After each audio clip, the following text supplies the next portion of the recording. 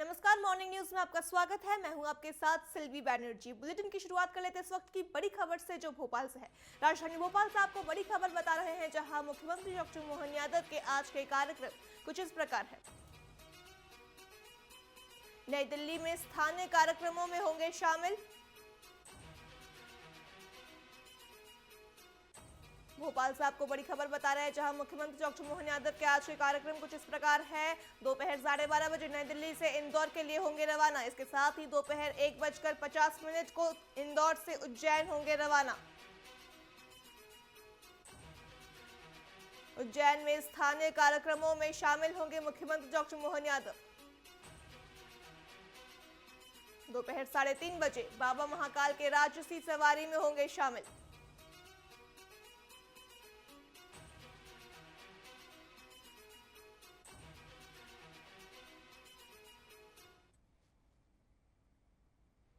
खबरों का रुख कर लेते हैं। बीजेपी ने एनडीए से उपराष्ट्रपति उम्मीदवार का ऐलान कर दिया है। बीजेपी ने एक बार फिर ऐसे नाम का ऐलान करके सबको चौंका दिया है, जिसकी किसी ने उम्मीद नहीं की थी।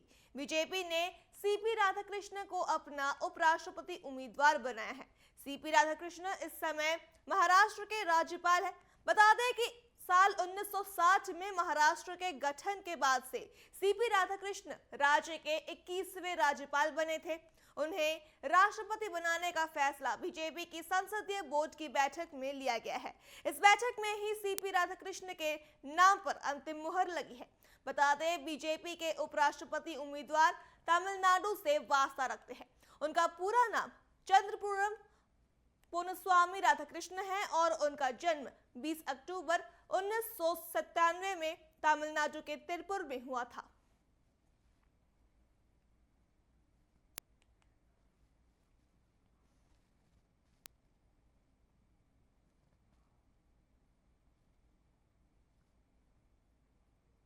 चुनाव आयोग मतदाता सूची के विशेष गहन पुनरीक्षण एसआईआर प्रक्रिया पर विपक्ष के विरोध के बीच चुनाव आयोग ने प्रेस कॉन्फ्रेंस की है। मुख्य चुनाव आयुक्त ज्ञानेश कुमार ने कहा कि चुनाव आयोग ने सबसे पहले बिहार की मतदाता सूची का गठन पुनरीक्षण शुरू कर दिया है, जिससे 60 लाख से अधिक नाम ऐसे आए हैं जिनकी मृत्यु हो चुकी है, या वे राज्य से स्थायी रूप से बाहर चले गए हैं, या फिर उनके नाम सूची में एक से अधिक स्थानों पर दर्ज है। उन्होंने आगे कहा कि हमारे लिए ना कोई पक्ष ना विपक्ष, सब समक्ष है। इसके साथ ही राजनीतिक दल वोटर लिस्ट में त्रुटि की जानकारी दे, वोट चोरी जैसे शब्दों का इस्तेमाल ठीक नहीं है।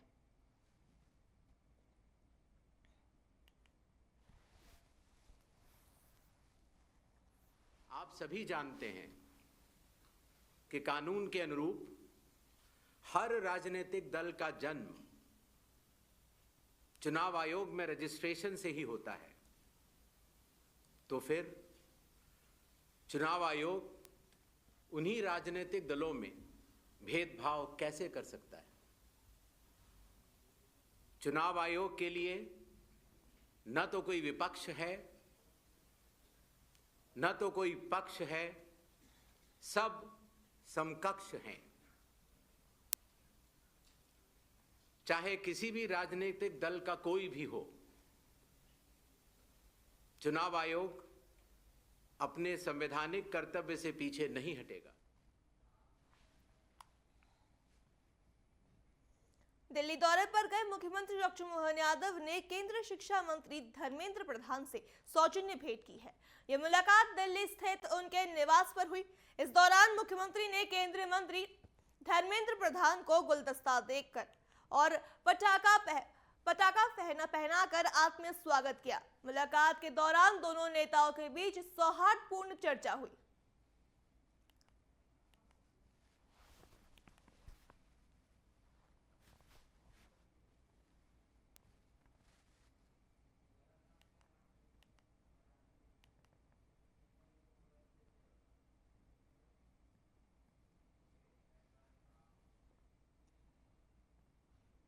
रतलाम के कुंडाल गांव पहुंचे मुख्यमंत्री डॉक्टर मोहन यादव ने करोड़ों रुपए के विकास कार्यों का लोकार्पण और भूमि पूजन किया। इसमें 125 किलोमीटर सड़क, 3 डैम और 3 बिजली ग्रिड शामिल है। कार्यक्रम में सीएम ने कांग्रेस और राहुल गांधी पर तीखा हमला बोला और कहा कि कांग्रेस का सफाया तय है। उन्होंने मोदी सरकार की योजनाओं और राज्य सरकार की उपलब्धियां गिनाते हुए किसानों, युवाओं और गरीबों के लिए नई घोषणाएं की हैं।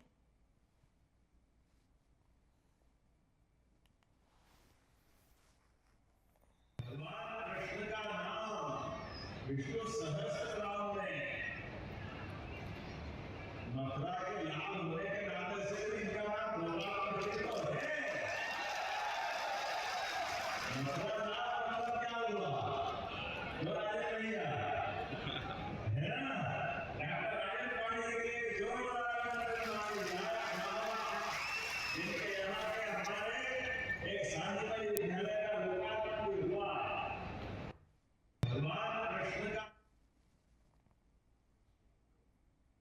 छत्तीसगढ़ में 19 अगस्त को मुख्यमंत्री विष्णुदेव साय की अध्यक्षता में कैबिनेट बैठक होगी। यह बैठक मंत्रालय महानदी भवन में सुबह 11 बजे से शुरू होगी। बताया जा रहा है कि यह मंत्रिमंडल की 34वीं बैठक होगी, जिसमें कई अहम विषयों पर चर्चा और फैसले लिए जाएंगे। उप मुख्यमंत्री अरुण साव ने कहा कि सरकार जनता से जुड़े मुद्दों पर लगातार काम कर रही है और इस बैठक में भी आम जन के हित से जुड़े बड़े निर्णय लिए जाएंगे।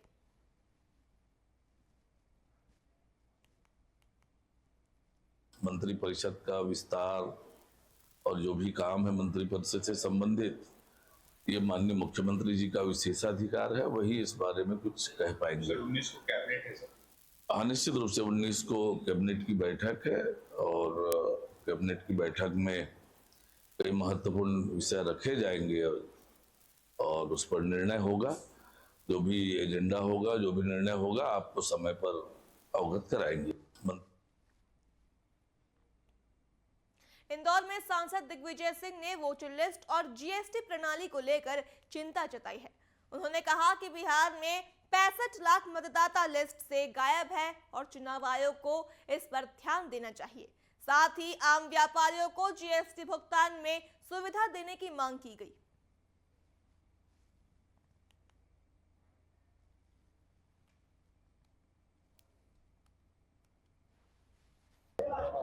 उनको जो बोलना है बोले, लेकिन हमने जो तथ्य प्रस्तुत किए हैं उसका उत्तर तो दे। जो राहुल गांधी जी ने प्रश्न किए उनका उत्तर क्यों नहीं दे रहे? हमारा सवाल सिर्फ एक है और उनसे अनुरोध है कि आप हमें पूरे देश की वोटर लिस्ट, आप उसकी सॉफ्ट कॉपी हमको दे दीजिए, जिसके माध्यम से हम किसी भी व्यक्ति के नाम की जानकारी ले सके कि उसका नाम एक पोलिंग बूथ में है या अनेक पोलिंग बूथ में है या एक पोलिंग बूथ में अनेक बार है। क्या कोई ऐसा व्यक्ति जिसका नाम अलग है और फोटो उसमें है नहीं?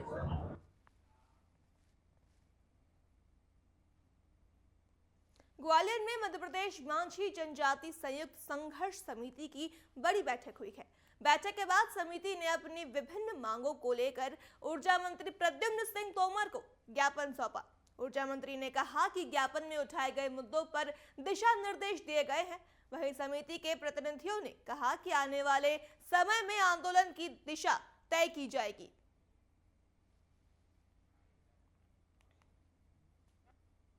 भव्य बैठक जो की जा रही है, एक आंदोलन टाइप की बैठक है जी। तो मुझे याद किया गया, कोई मैं समाज से बड़ा तो नहीं हूँ, समाज में आना पड़ेगा।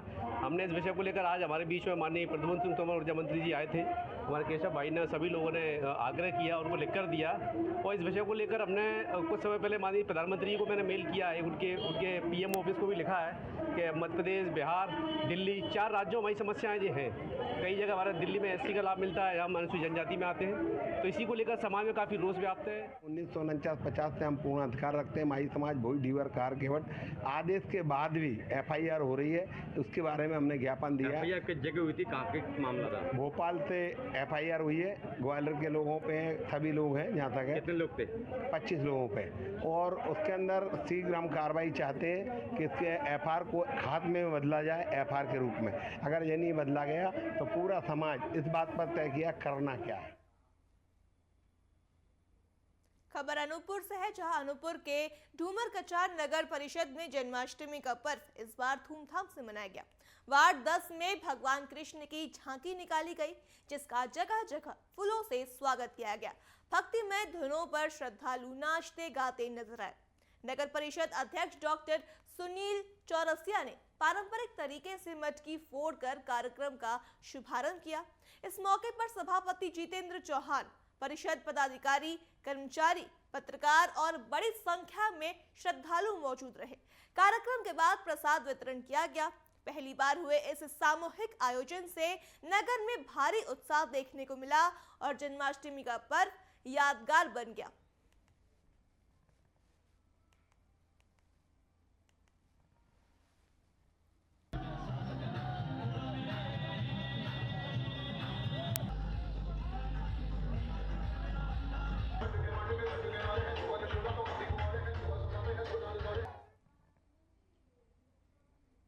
बात करते हैं धमतरी की, तो धमतरी में चाकूबाजी की घटना रुकने का नाम नहीं ले रहा है।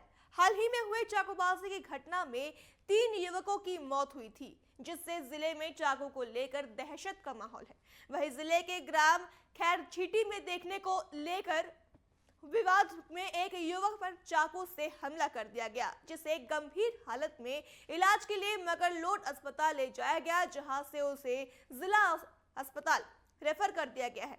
यहां लाने पर उसे शहर के एक निजी अस्पताल ले जाया गया, जहां इलाज जारी है।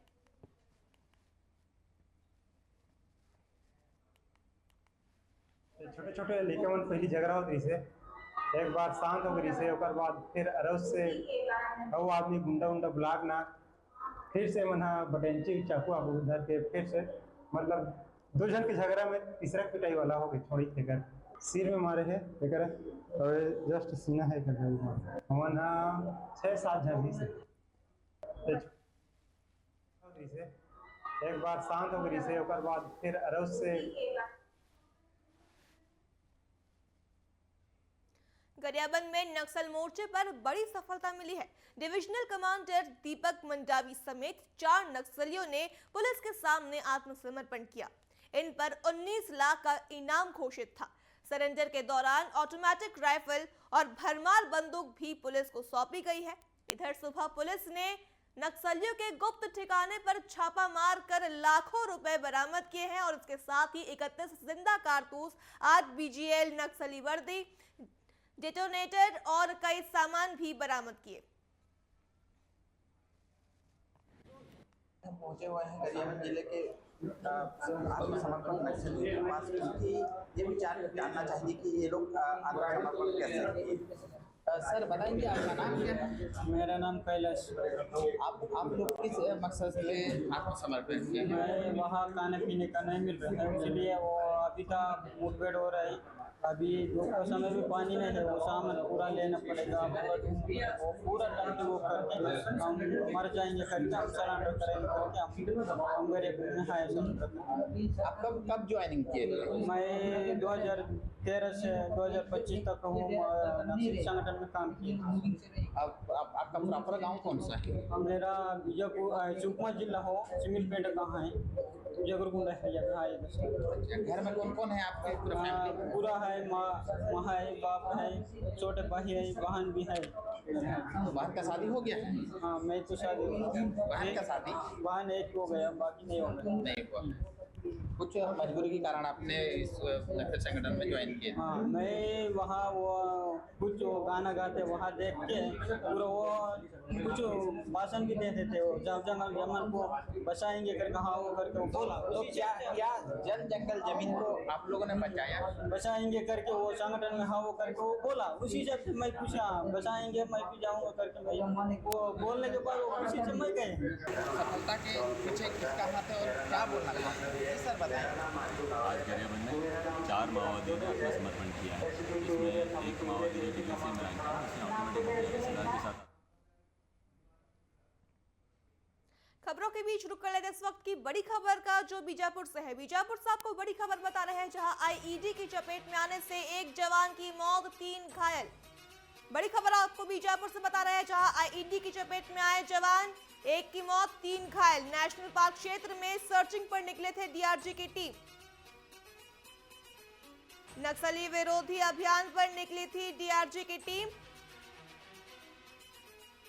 घायल जवानों को इलाज के लिए अस्पताल में भर्ती कराया गया।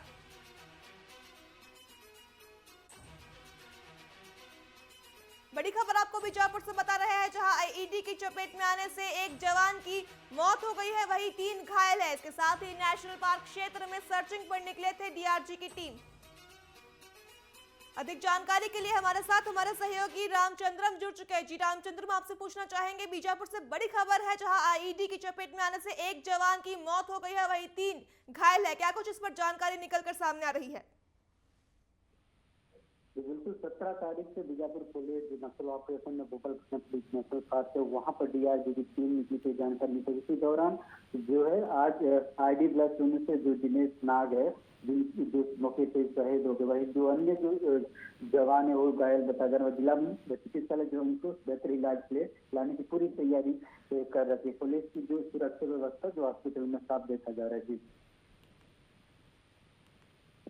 जी रामचंद्रम, तमाम जानकारियों के लिए आपका धन्यवाद।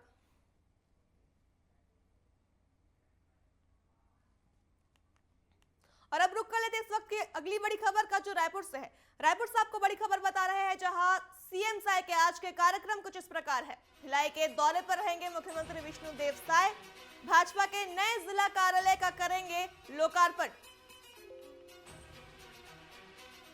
रायपुर से आपको बड़ी खबर बता रहे हैं, जहां मुख्यमंत्री विष्णुदेव साय के आज के कार्यक्रम कुछ इस प्रकार है। भिलाई के दौरे पर सीएम विष्णुदेव साय रहने वाले हैं। इसके दौरान जो है वो भिलाई के भाजपा के नए जिला कार्यालय का लोकार्पण करेंगे। बता दें, मुख्य कार्यालय परिसर का सुपेला में करेंगे लोकार्पण। सुबह 11:45 को भिलाई के लिए होंगे रवाना।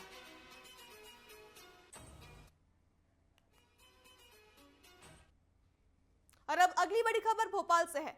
भोपाल से आपको बड़ी खबर बता रहे हैं, जहां हर 3 महीने में बनेगी जिला कांग्रेस अध्यक्षों की परफॉर्मेंस रिपोर्ट। प्रदेश कांग्रेस स्वतंत्र रूप से कराएगी जिला अध्यक्षों के कार्यों का आकलन। राजधानी भोपाल से आपको बड़ी खबर बता रहे हैं, जहां हर 3 महीने में जिला कांग्रेस अध्यक्षों की परफॉर्मेंस रिपोर्ट बनेगी। इस दौरान प्रदेश कांग्रेस स्वतंत्र रूप से कराएगी जिला अध्यक्षों के कार्यों का आकलन। बता दें, नेता नहीं पार्टी के प्रति समर्पित टीम तैयार करने के लिए चल रही है कवायद। बूथ स्तर तक पार्टी को मजबूत करने में जुटी कांग्रेस।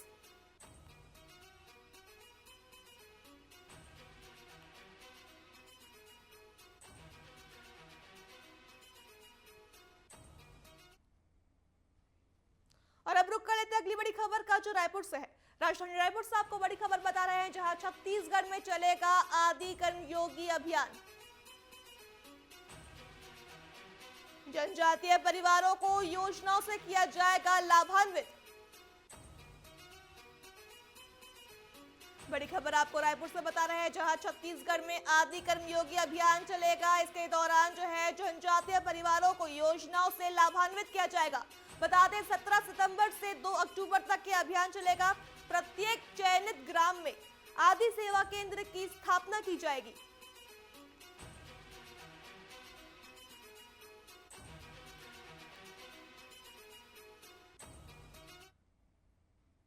अगली बड़ी खबर गरियाबंद से है। गरियाबंद से आपको बड़ी खबर बता रहे हैं, जहां दर्रीपारा में खून से लथपथ मिला युवक का शव।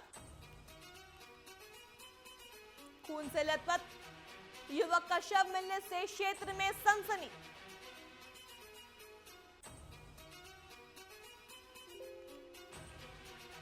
ग्रामीणों की सूचना पर पुलिस मौके पर पहुंची। डीएसपी और थाना प्रभारी ने घटनास्थल का निरीक्षण किया।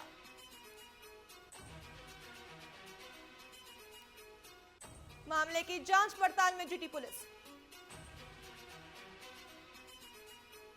अधिक जानकारी के लिए हमारे साथ हमारा सहयोगी रमेश सोनी जुड़ चुके हैं। जी रमेश, आपसे सबसे पहले पूछना चाहेंगे, दरीपारा में खून से लथपथ युवक का शव मिला है, क्या कुछ इस पर जानकारी निकलकर सामने आ रही है?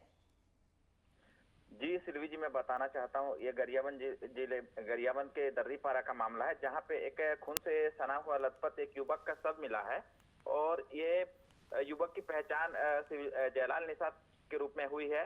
पर यहाँ पे बताया जा रहा है कि ये एक नशे से विवाह से जुड़ा हुआ मामला हो सकता है। हत्या का कारण अभी स्पष्ट नहीं हो पाया है और पुलिस हर एंगल से जांच कर रही है। वहां पे हमारे डीएसपी निशा सिन्हा और थाना प्रभारी ओम प्रकाश यादव उस घटना स्थल पर पहुंच के निरीक्षण कर रहे हैं और अभी पूरे जांच पड़ताल के बाद पता चलेगा ये हत्या है या आत्महत्या है। जी सिल्वी।